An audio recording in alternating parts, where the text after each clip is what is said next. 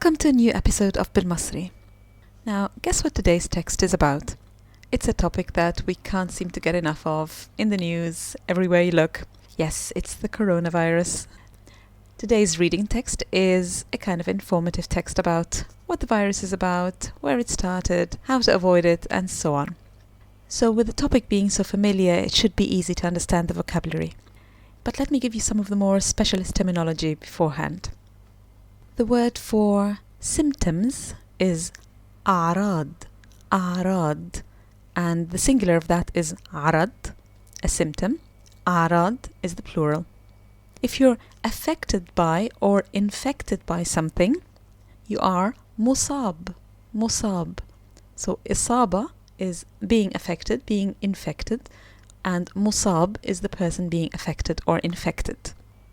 Asthma is ربو, ربو, and pneumonia is التهاب رئوي, التهاب رئوي. Literally it means a lung infection. The incubation period of a certain disease or virus is فترة الحضانة, فترة الحضانة, the period of incubation. And isolation is عزل, عزل. And when you isolate yourself, تعزل نفسك. أنا أعزل نفسي. أنا عزلت نفسي. I isolated myself. عزلت نفسي. Okay, the text also contains the words for cough and sneeze. See if you can guess what word means cough and what word means sneeze, because they both are sort of onomatopoeic, so a bit like the English word cough sounds a bit like a cough. The same goes for the Arabic word for cough and sneeze. After we read the text, I'm going to take you through the numerals in Egyptian Arabic.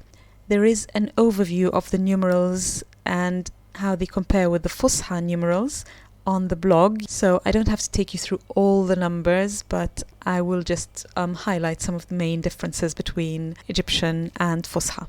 Okay, so let's get started.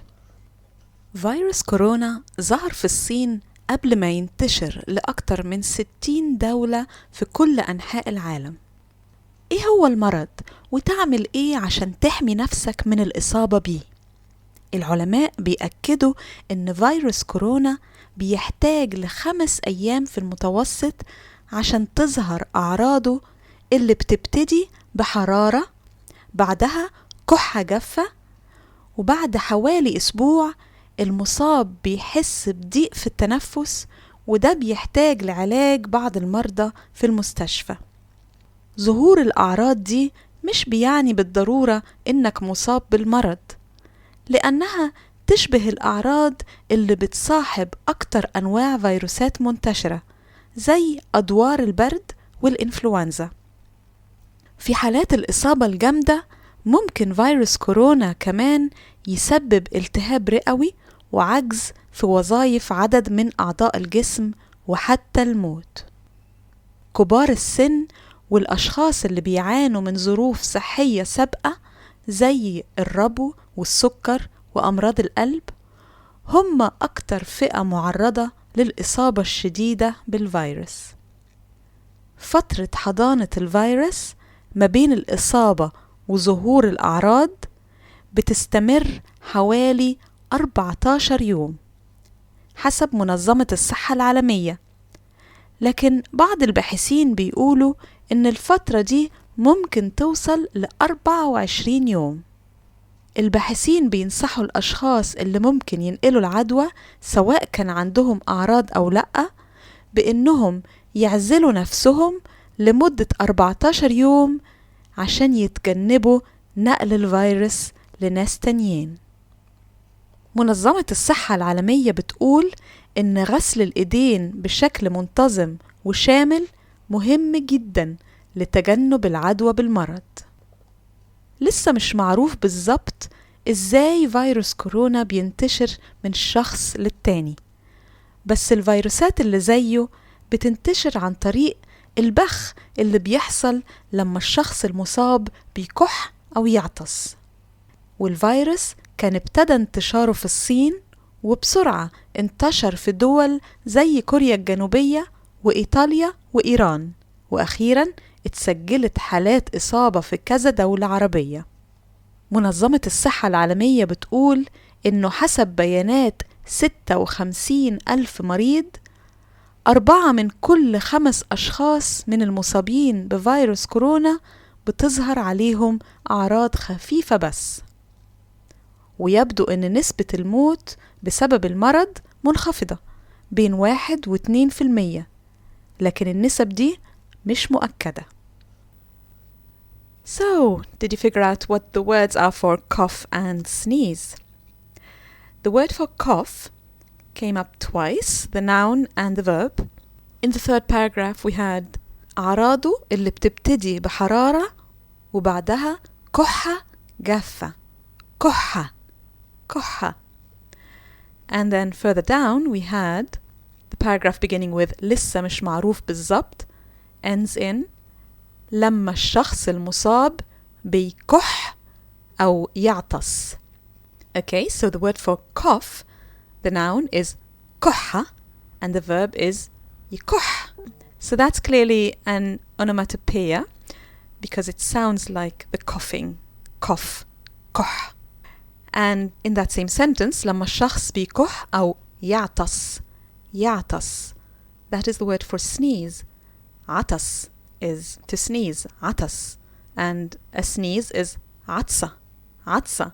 So again, that sounds very much like a sneeze. So another onomatopoeic word. Okay, a few numbers come up in this text today, so I thought maybe that's a good opportunity to look at what numerals look like in Egyptian Arabic. And like I said, there's an overview of that in the blog post, but I will just highlight a few issues here.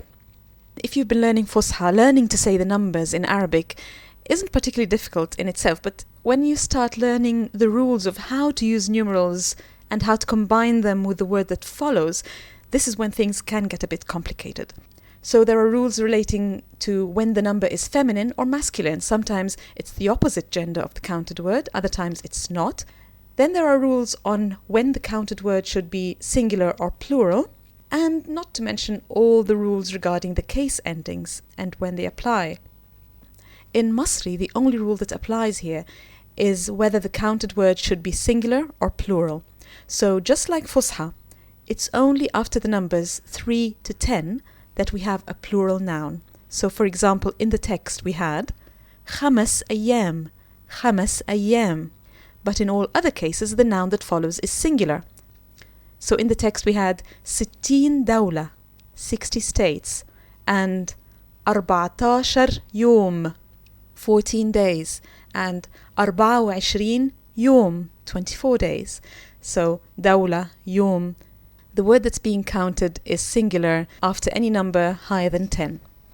When it comes to the gender, however, you'll find that the numbers 3 to 10 in Masri are always masculine when they're immediately followed by the counted word. So for example, 7 مدرسين and 7 مدرسات. So it doesn't matter if the teacher is male or female, the number is always masculine. 10 رجالة, 10 ستات, 3 ليالي, and so on. However, the number is always feminine when it's on its own. So if I just want to say 5, I would always say خمسة. I will not say خمس. It's also feminine in compound numbers like 24. So like for example in the text we had 24 يوم. 4 is feminine. 24. Like I said, I don't want to go through all the differences. For example, in pronunciation we already know that ثلاثة becomes ثلاثة, and so on. So I think it's best if you look at the overview I put in the blog post on بالمصري.com or in the summary of the podcast episode on your podcast app. I hope you enjoyed today's episode, and let me know if you have any comments or questions. I'll be happy to respond, and I'll see you next time.